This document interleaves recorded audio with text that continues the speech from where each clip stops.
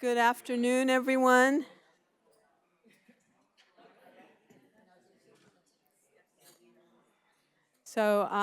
I'm delighted to welcome Aimee Bender to our campus to share her fantastic fiction with us.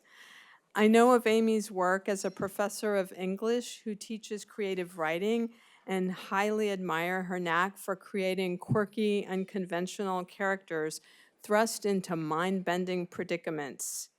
Characterized as works of magical realism and surrealism, her stories have been published in Granta, the Paris Review, Harper's, McSweeney's, and other similarly prestigious literary journals. She's authored 6 books: The Girl in the Flammable Skirt, Willful Creatures, The Believer, The Particular Sadness of Lemon Cake, The Color Master, and The Butterfly Lampshade. She earned the prestigious Pushcart Prize in 2005-2006. A graduate of the MFA fiction program at UCI, she teaches creative writing at USC. But I also know of Aimee as a fellow graduate student at UC Irvine. I was working on my PhD in English while she was studying in the highly competitive MFA fiction program. We were in a couple of classes together, and I recall her being very humble and down to earth, even as the accolades rolled in for her breakthrough short story collection, The Girl in the Flammable Skirt. Her stories pulsate with vibrant energy, challenging you to unravel the deep underpinnings beneath the tragically tender plot lines. Also in my reading collection is Aimee's, sorry about that, I goofed up. Aimee's latest novel, The Butterfly Lampshade. I thought it would be wonderful to, within the limited time span we have, look at the arc of Aimee's career by exploring 2 of her earlier stories and then having her read from a later work. Before that, I just want to acknowledge the support of the Saddleback College Foundation and the School of Humanities and Social Sciences. The Rememberer and Loser are 2 short stories I teach in my Intro to Creative Writing and Literary Magazine classes. I'd like to begin with oral presentations of both stories, slightly edited for time. The Rememberer will be read by Evelyn Chan. So, Evelyn. The Rememberer. My lover is experiencing reverse evolution. I tell no one.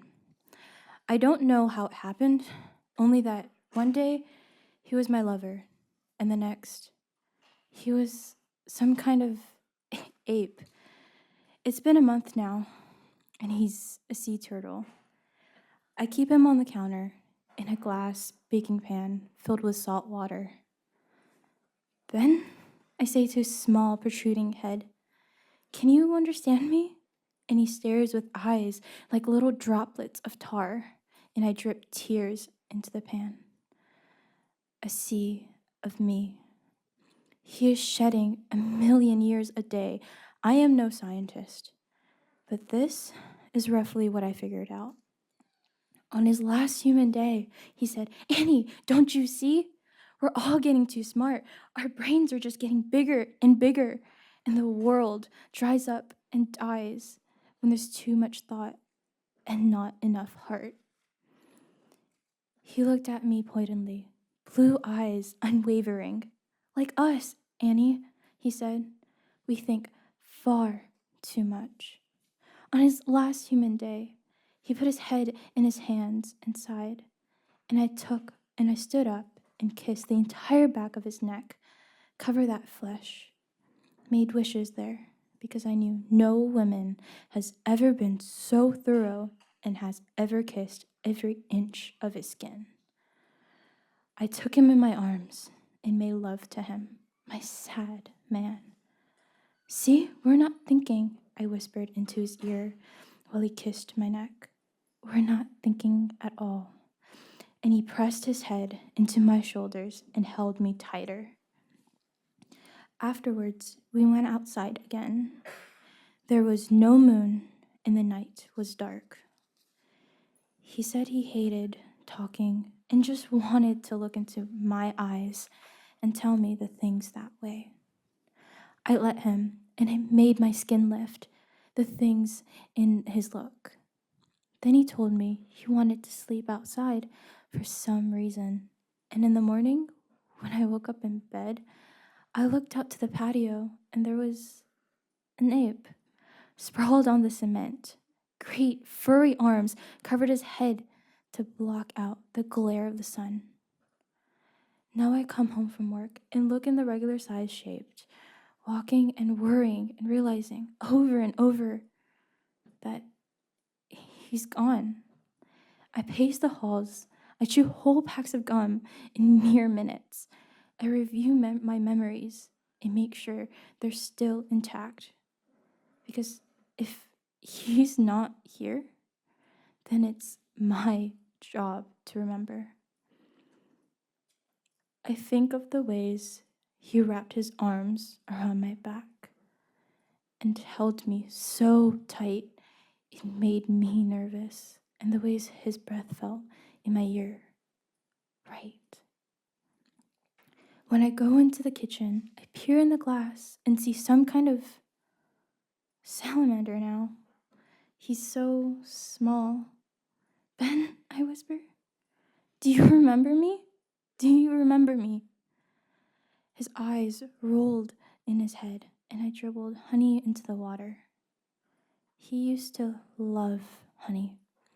He looks at it and then swims to the other end of the pan. This is the limit of my limits. Here it is. You don't ever know for sure where it is, and then you bump against it, and bam, you're there. Because I cannot bear to look down into the water and not be able to find him at all, to search the tiny clear waves with a microscope lens and to locate my lover, the one celled wonder, bloated and bordered, brainless, benign, heading clear and small, like an eye floater into nothingness. I put him in the passenger seat of the car and drive him to the beach, walking down the sand. I nod at people on towels, laying their bodies onto the sun and wishing at the water's edge. I stoop down and place the whole pan on the tip of a baby wave. Ben the salamander swims out. I wave into the water with both arms, big enough for him to see if he looks back. I turn around and walk to the car. Sometimes I think he'll wash up on the shore, a naked man with a startled look, who have been to history and back. I keep my eyes on the newspaper. I make sure my phone number is listed. I walk around the block at night in case he doesn't quite remember which house it is. I feed the birds outside, and sometimes before I put my one self to bed, I place my hands around my school to see if it's growing and wonder what, of any use, would fill it if it did.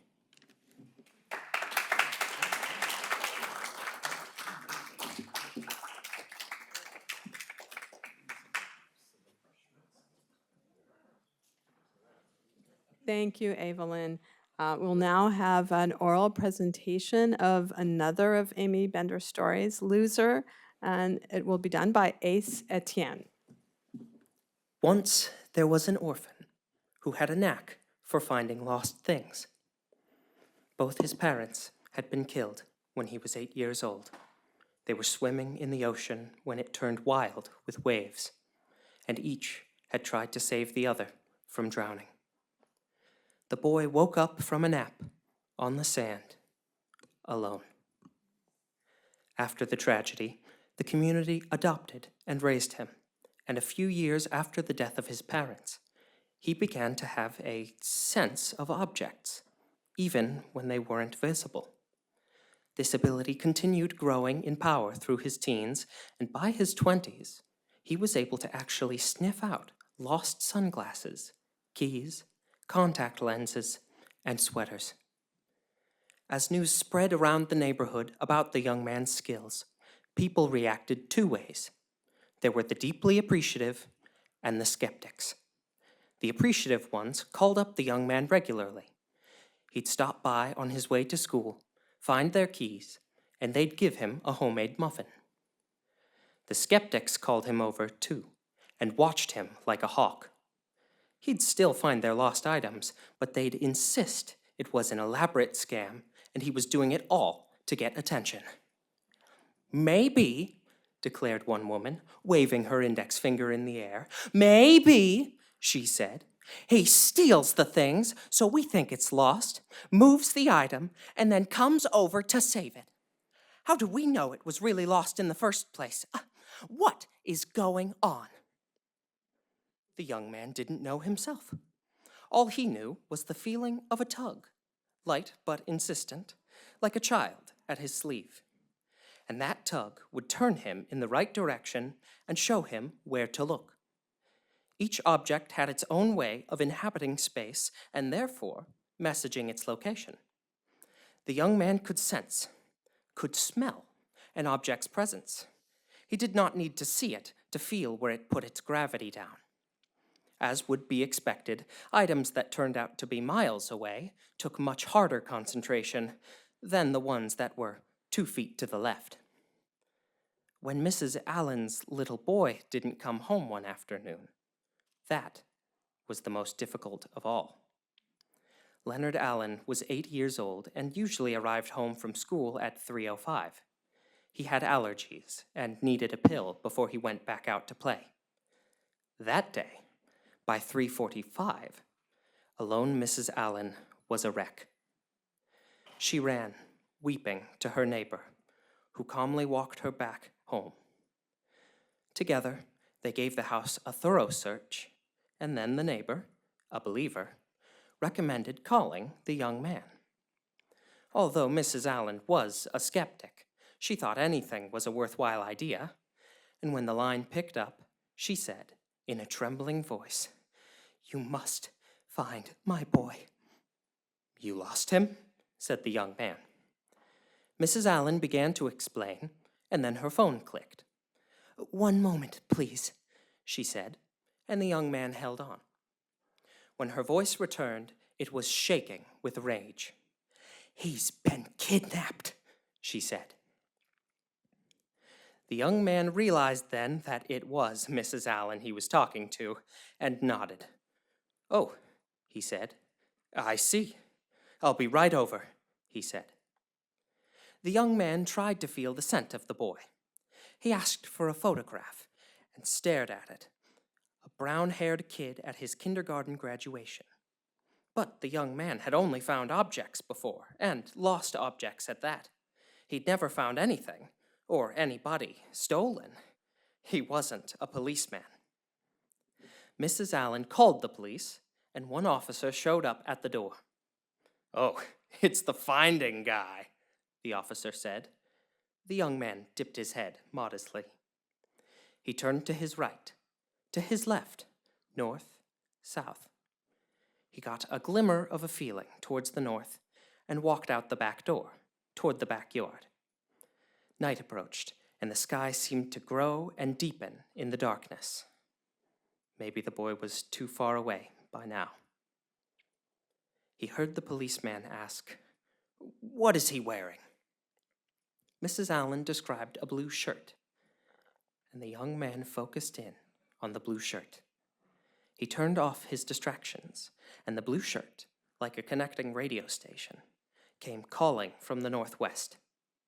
The young man went walking, and about 14 houses down, he felt the blue shirt shrieking at him, and he walked right into the backyard, through the back door.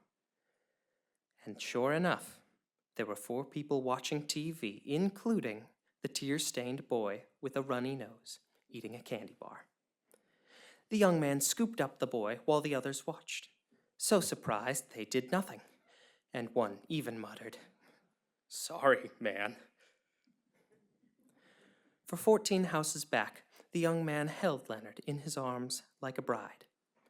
Leonard stopped sneezing and looked up at the stars, and the young man smelled Leonard's hair, rich with the memory of peanut butter. He hoped Leonard would ask him a question, any question, but Leonard was quiet. The young man answered in his head. "Son," he said, and the word rolled around, a marble on a marble floor. "Son," he wanted to say. When he reached Mrs. Allen's door, which was wide open, he walked in with quiet Leonard, and Mrs. Allen promptly burst into tears, and the policeman slunk out the door. She thanked the man 1,000 times. Leonard turned on the TV and curled up on the sofa. The young man walked over and asked him about the program he was watching, but Leonard stuck a thumb in his mouth and didn't respond. "Feel better," he said softly. The young man walked home, shoulders low. In his tiny room, he undressed and lay in bed. Had it been a naked child with nothing on, no shoes, no necklace, no hair bow, no watch, he could not have found it.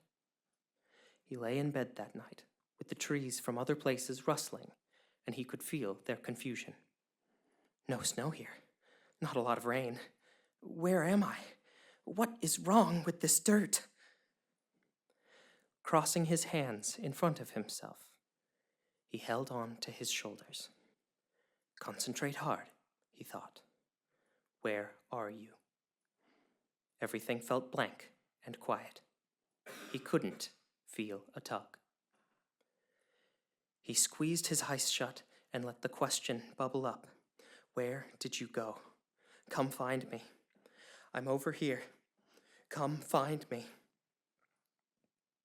If he listened hard enough, he thought he could hear the waves hitting.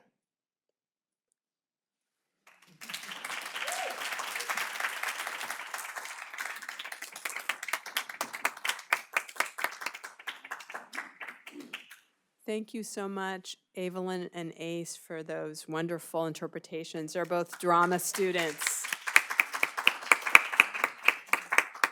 So it's now my pleasure to invite Aimee up to the podium to read.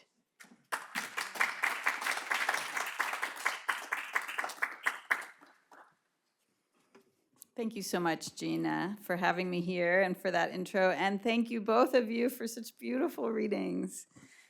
There is a unique pleasure in hearing the work fresh from someone else's interpretation, and it was just a joy. So thank you. I've been trying to decide what to read. Thanks, all of you, for being here. And I think because I like to make sure there's plenty of time for Q&A, I really like answering questions and thinking about writing together. I'm just going to read the opening chapter of my most recent book called The Butterfly Lampshade. And it's, I guess the thing to know is it's all indented, it's all dialogue, but there's no quotes and there's no dialogue tags. So it's going to go back and forth, but hopefully you can follow it okay. I'll try to summon up a little of drama class for myself. We cannot tend to her. There is something wrong with her. What do you mean? What is wrong with her? We do not know. Something. She seems like such a normal little girl to me. Last visit, it is hidden. Did she do anything? Did she do something bad? No. Then what? We cannot handle her. I cannot. But what do you mean by that? Is she misbehaving? No. Is she getting in trouble in school? You have to come get her. I don't understand. You are the godparents. You have to come. That is your job. But you're alive, Elaine. I'm telling you, I can't do it. Where's that fellow you like? Camping. Is he coming back? I don't know. Are you going to do something, Elaine? I could call social services. Maybe I will. Are they listed? Will they do foster care if other family is still available? Can you put her on the phone? No. Is she nearby? She's right here. She's looking right at me. Can you tell her to come to the phone? Francie, dear, your Aunt Minnie wants to speak to you. Hello, Francie? Hello, Francie, are you okay? Yes. You've been listening to our conversation? Yes. Your mother is very worried about you. Do you think you might be doing anything wrong? No. Have you been going to school? Yes. Are you behaving properly in school? Yes. Are you going to bed on time? Yes. I have to tell you, I'm more worried about your mother. Do you think she might be getting sick again? Yes. Can you tell me what she's doing? No. You can tell me. I know she's probably listening, but it's okay, really. She knew I would ask you. Is she hurting you in any way at all? No. Is she dressed? Yes. Okay, that's good. Are you feeling okay? Yes. Do you need me to come up there? Yes. Yes? Yes. Can you tell me what you mean by yes, as in why? No. Is your mom's friend there? No. He's out of town? I don't know. Is anyone else there? No. Is your mother hurting herself? No. Sweetie, I'm so sorry. I just can't come at this time, not right now. I'm too pregnant. I'm not allowed to go on a plane. Your uncle can, though. You want your uncle to come? No. Oh, Francie, who is the best grown-up for you to call? It's me again, Min. She dropped the phone. She's standing by the wall now. She puts her nose right up against the wall. It's touching the wall. What is happening over there? It's like she is talking to the wall. She has this look, Min. Kids have looks. Oh, no. Other kids don't have this look. Elaine, she can hear the whole conversation, for God's sake. Like she is judging me all the time. Kids don't judge, not like that. She does. You're still on the Abilify? I cannot be around her. There's something in her. There is a bug in her. I cannot even trust myself around her. Are you listening to me? Yes, I'm sending Stan up the minute he gets home, morning flight. Not Stan, you. I can't fly. What do you mean, a bug? A bug in her, something crawling inside her. Can she stay somewhere else? Where can she stay? I don't know. A friend? I don't like her friends. A friend of yours? She loves her babysitter. Ask the babysitter, of course, tomorrow, or I'll call too. We can both call her, okay? This is the one who also works at this school. Sharina. I have her number. We'll work something out. Honey, you have to call your doctor. We'll both call the doctor. I know I should. I know I do. And I will too. So that's a start. We have a plan then. We do? We'll both make some calls in the morning, okay? Let's go over the plan. What are you going to do tomorrow? I'm going to call the doctor. Good. And I'm going to call my doctor. And if you feel able, ask the babysitter. Right. And I will ask the babysitter. What are you going to ask the babysitter?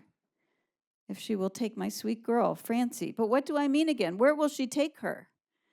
You know what? I'll call Sharina. Don't worry about that. You take care of yourself. Maybe Francie can stay with her for a couple days while we get you feeling better. Do you know where she lives? She's very young. Francie? The babysitter. It's just until Stan can get up there. I'll tell her he'll be coming as soon as he can. How many months are you again? 8 and a half. So that's the plan for tomorrow. But what about tonight? Tonight? Exactly. Does she have a lock on her door? Her bedroom door? Yes, she does. She asked for that. What do you mean? She asked for a lock? Last year for her birthday. You're kidding me. Did she ask for anything else? Is that odd? Just a lock? Yes. Unbelievable. But okay, she's a smart girl. It's very useful. From the inside? Yes. And how about you? We can both lock our doors from the inside. Okay. You need to do that then. Why don't you do that as soon as we get off the phone? Use the bathroom first, then go to bed. You'll call me tomorrow morning? Yes. You'll call the doctor? Yes. You'll call me if you need anything, absolutely anything. Yes. Tell Francie goodbye. Tell her I love her. You're on speaker. She can hear you. Jesus. Goodbye, Francie. Did you hear that about locking your door? Yes. I love you, Francie. She doesn't say I love you.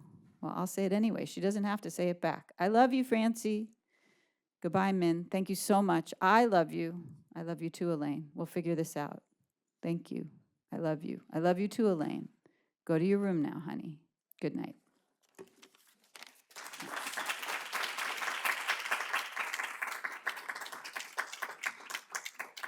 Now, I think it's a good amount of time for questions. Is that okay? Oh, yeah, I think that's fine. Okay, So then I can I read- had a couple questions I wanted to start the conversation, and then we'll open it up to the audience. Perfect. So while reading Butterfly Lampshade, I found myself thinking about the mysterious significance with which we imbue objects, which is a central motif in Loser. Yeah. And then I also noticed that the novel focuses on the burden of memory. The same, Francie's carrying the burden of memory in the same way that Annie carries the burden of memory of her lover Ben and the rememberer. So I wondered how often you notice earlier works infiltrating your later stories. Thank you. That's such a nice connecting tissue between work. And I do notice pretty often that themes will emerge repeatedly, and I have felt at times self-conscious about that when I'll be like, look at this, here's another family story, or here's another thing about what, like there's certain things that just emerge in a certain way, and I notice objects come up all the time. I love writing about objects. I love writing about teenagers. I love writing about connections and missed connections and loneliness and but moments of intimacy, like all these things. But I think I've kind of surrendered to it at this point to feel like you kind of have your little bowl of themes. And even if there's other things in my life that are preoccupying me, different stages of life, they still seem to emerge on the page through these particular themes. Like they feel just very creatively sort of married to whatever it is that makes me want to write a story in the first place. So yes, I think it is true that, like, I think in further books too, like I'll find, the juice of this new thing is here's another thing about an object. And there's a little resistance of like, should I do this again?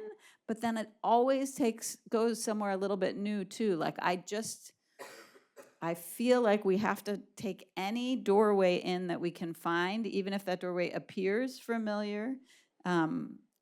My belief is that we don't go through the doorway unless there's something a little bit new in it. Like I'm not interested in being bored while I'm writing. So if I'm intrigued, then there's something there for me. And hopefully if there's something there for me, then it'll show up on the page. So yeah, memory interests me so much. And yeah, as a child, I just gave so much personality to every object around me. Like I felt extremely attached to so many. The people too, yes, but the objects as well. And so I think that feels very related to the way I think about words and language. So I have one more question. Yeah. Just again, thinking of the arc of your career from the early stories to the most recent novels, how have you changed as a writer, either in terms of content or your writing practices? I think, well, I mean, in that way, hopefully you change as a writer in that I am, hopefully growing and I'm in a different phase of life than I was when I was writing stories in my 20s, and I'm in my 50s, and it's like, preoccupations are different, even if they show up in certain ways similarly, the preoccupations are different. So I think that's true, but also I think I've gotten a little more interested in also longer forms. I always loved the short story, and I love writing short stories, but when I wrote my first novel, it was sort of like, in order to make the novel work, everything got a little baggier in terms of just the writing process, and exploring things in scenes for a novel is so different than exploring in the shape of a story. So then it was the stories that I've been writing, a lot of them are quite a bit longer now because I feel like they've been kind of affected by novel writing. And then I'm interested in when I kind of launch into writing a novel, it's so unknown what that thing's going to be. And that's terrifying and a little bit exciting too. So I think I've just sort of noticed that shift as a difference. But yeah, I think I've always been interested in loss, and I think loss is one of those things that sort of takes on greater nuance and depth as you live, but it's always been an interest of mine, even when I was younger too. Okay, Thank you. We now are going to open it up for Q&A. Please make sure to allow the microphone to come to you so we can hear your question. First of all, thank you for coming. My question is, the first story felt like a Studio Ghibli film in my head, and then the last one was like a screenplay format. Do you write cinematically? Like, is that going on in your head? Is there a movie there? Well, I do think visually, like I like to think visually, and I love Studio Ghibli so much, so that's a great compliment. And it was really fun for this novel to start the book just by these streams of dialogue and to feel like, and then it kind of launches into filling in more. But I learned a lot about the characters when I wrote that scene. There was like even that she was pregnant, the aunt was pregnant. I was like, oh, and then later she has the baby, and that's a character. It was like, oh, there's a cousin, that's going to become a character. So, but I think what I love about fiction is that you have all this access to the interiority, and so that access feels so precious to me. So I think anytime, I just haven't been that tempted to sort of try to put it towards actual film, but to think visually and to let dialogue drive a scene feels really fun and exciting, and to think of images, but to have that all rendered through language. I just really love words. I really just enjoy the act of sort of reading words, and playing with words feels juicy to me. It feels like energizing. So yeah, so in that way it feels really different from film, but I love to watch films, but I've never really considered shifting. Thank you. Thank you, Aimee. The characters in your stories, when you're writing characters, you have the main character and then you have these subsidiary characters. Yeah. Do you ever find that one of the secondary characters takes over, or that you're so interested in that secondary character that you have to put that character away in a toolbox to use later on in another story? Yes, great question. Thank you. Yes, I think my kind of belief, the way that I'll teach, particularly for longer form, but also for shorter, is that if you're kind of going to follow the language and see where sort of the sentences have energy and drive, then that means that a secondary character might pop in there and become more interesting than who you thought the story was about. And it is my experience that if you lean into that, you actually have an easier road than feeling that you have to be bound to where you began. That we don't know, especially for a longer book, you don't know what the book is about when you start the book. I think for many writers, I think there are writers who can be like, I want to write a book about, and sit down and write that book. But I think a lot of us are trying to find the book. And in the process of trying to find the book, some sort of secondary character might emerge that has just life to it. You like writing about that person. They feel vibrant and interesting. And then if they end up being either central to the story or even possibly the main character, I think that's actually a gift of the pages, to sort of lean into it. So I think generally I won't put them in a toolbox. I will sort of follow them, I would say. But I do, there are things that there'll be like a paragraph that I won't know where to put, and sometimes I'll just put those in a file. But I'm working on something right now, and I was not sure where it was going, and I looked back, and there was one scene I liked rereading more than the other scenes, and there was a character in that scene that I just thought was interesting, who just said two things to the main character. And so I was like, what if I returned to him? And then that gave me 50 pages. Like, that was just like suddenly there was something to write about that I felt interested in. And that was a huge relief because I really felt stuck. Thank you.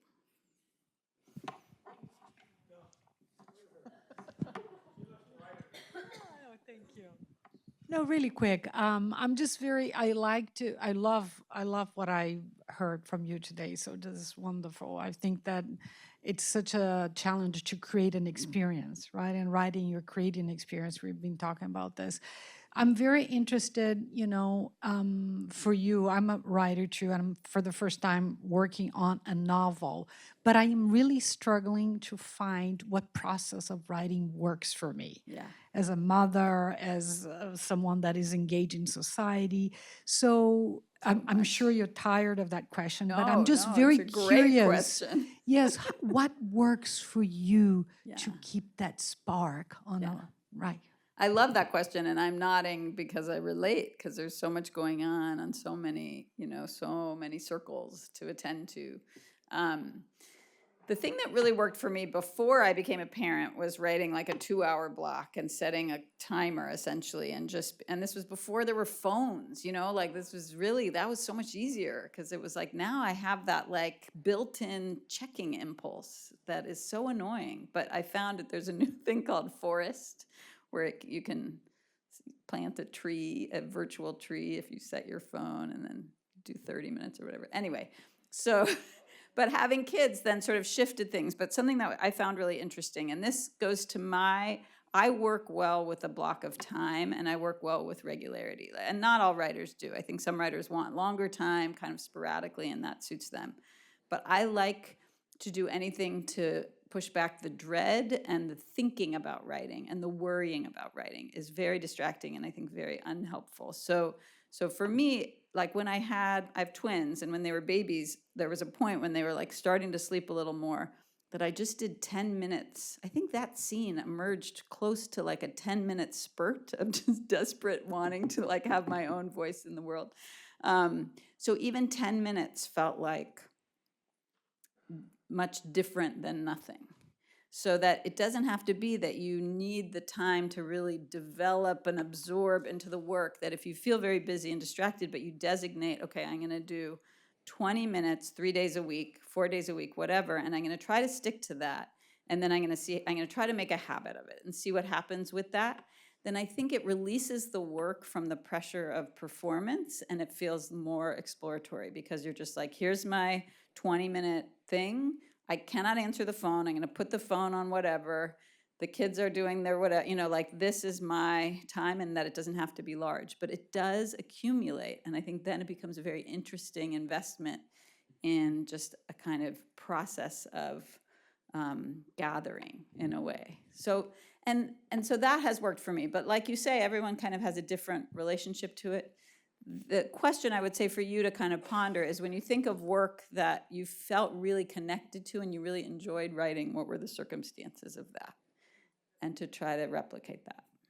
Yeah. You're welcome. Thank you. You love your antagonists or your protagonists more?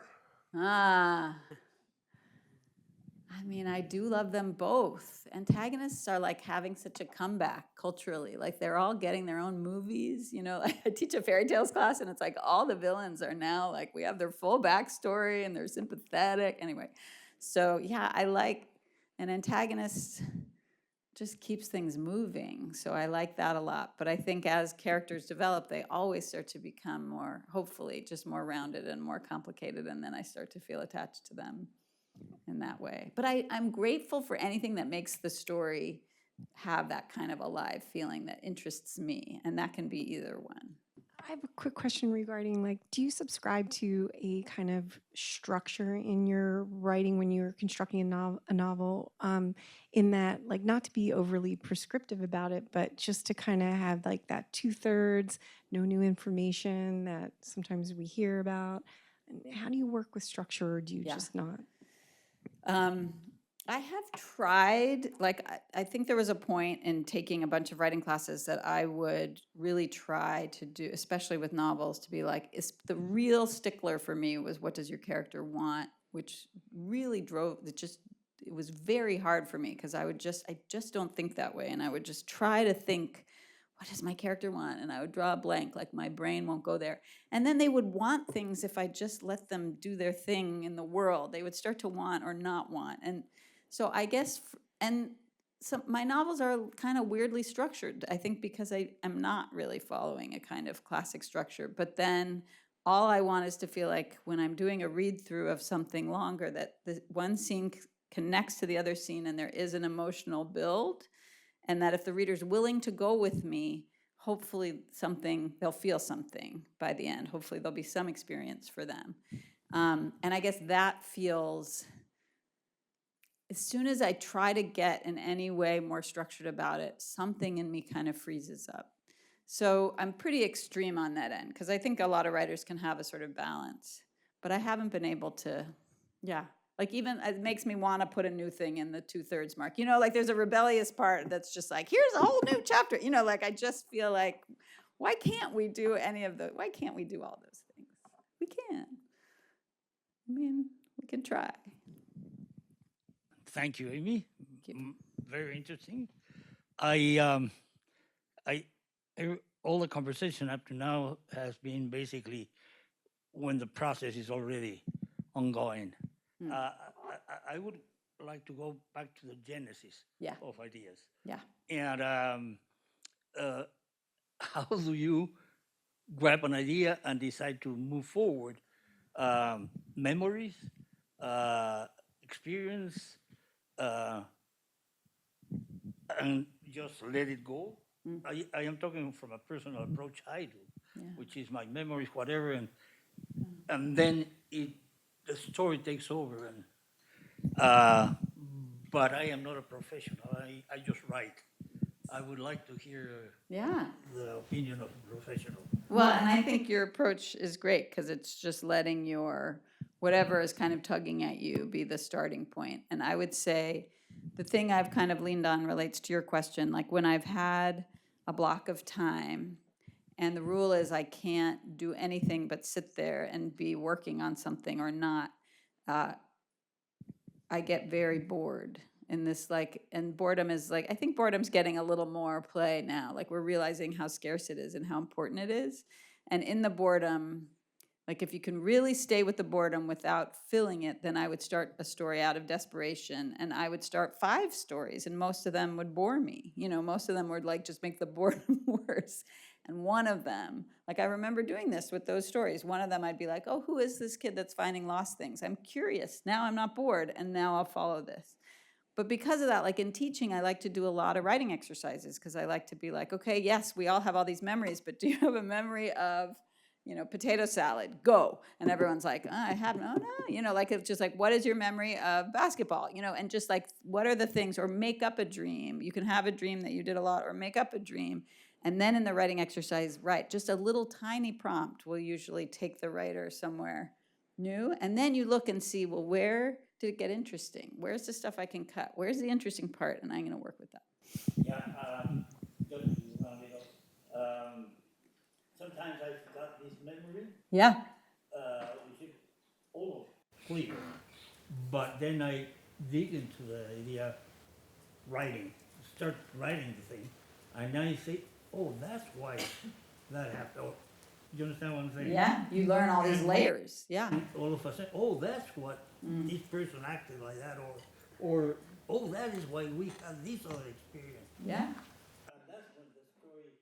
that's when I start working, let's put it that way. Yeah, it's an amazing sort of way to add kind of layers and understanding to one's life, right? You start to grasp things from new angles. Yeah. Blank page, I haven't had a blank page, but That's good. happenstance or, anyway. Yeah, thank Sorry, you. I No, am I a appreciate rookie. it. Thank you.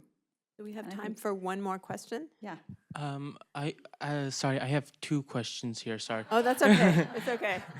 So so I'm new to the entire writing thing, and I'm currently working on a web novel, sort of. So I have a few chapters in mind, like few big battle scenes and whatnot. But my problem is, how do I build to it? Like I have it drawn up in my head. I have like excerpts or drafts written down, but how do I build it? How do I get an extra emotion out of This world, when you're Yeah. creating it, sounds like a whole world. I guess what I would, because I think there's that difference between what we have kind of unpacked in our mind with what shows up on the page. Yeah, And the that's- page sometimes delivers what's in our mind and often doesn't, right? So then I would look at what you've written and what you like, and say, okay, where, it's kind of like this question about the secondary characters, but it's kind of doing it in reverse to be like, where is it working and what are my curiosities about how this character got where they are? And can I go backwards a little bit and spend a little time with them? But go in not knowing, like go in saying, I'm curious about why this battle happened and why did this person act the way they did? So I'm gonna dial it back a year and see where they are. And then in the discovery, it might be that that scene is not something you include. It might just be your own learning about the character. But that's exciting too, because then you're like, aha, now I know what scene I need to do. But I don't think you can think your way there, right? This is why writing is so incredible, is it allows us access to our mind that we just don't have. I think there are people that can think like more kind of progressively, but I think a lot of us don't. And so I think the act of writing is an act of getting a kind of linear movement through our mind into these ideas and imagination, which is incredible. So yeah, I would trust that the writing will take you there, but you kind of just want to look to see your own interest as a guide. And second one is is related to like the world building segment, Yeah. like introducing factions, or as maybe the story matures, maybe you decide, I don't like how this faction works. Maybe I want to make a new faction, or Yeah. how would you go about cementing them? And Well, if you're like, I don't know if I like the way this faction works. like, or maybe you decide to make a villain faction, maybe an anti-hero faction. How do you mix it up? How do you go about maturing them throughout the story? Well, I mean, there's a lot of questions in there. So I think the main one that I'll say is, it depends who's deciding that you don't like the faction. Is it that it's not working on the page? Then I think you look at what is working and you let that be a guide. But if it is working on the page and you're like, oh, I have a new idea and I want to change it, then I think you're going to start imposing something on the book itself. Yeah. And that it usually will push back. I mean, it is a relationship. You and your work are in a kind of relationship. And if you're like, I want you to be this, it will be like, no, no thanks. So I think that's that's what makes it interesting, is that you have to both have your ideas and also be receptive to what is working, And that's where you get readers in and you're like, let me know, how does this work? What parts do you think are interesting? And that people can give you some feedback. Got it. Thank you. Sure, thank you all so much. All right. Thank you, Aimee. We're delighted to have you share your insights about how you create your stories. It's very inspiring, and it's just fun to hear about the writer's process and what works for them. And we just learned like little insider tips that can help us be better writers. Thank you so much. You're a great audience, great questions.